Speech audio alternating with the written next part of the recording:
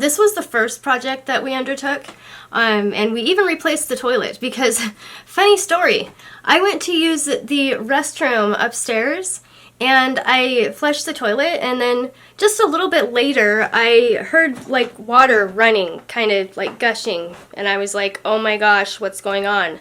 So I see that the water is like gushing down through, it's gushing down through here, up here. This whole tile was knocked down, it's gushing down, and then also, I'll show you where else it was gushing down, and then I'll give you a little tour.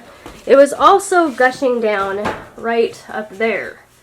And let me tell you, I just about freaked out because I did not know what was going on. I thought the toilet was overflowing or whatever, so I went upstairs and the toilet was not overflowing.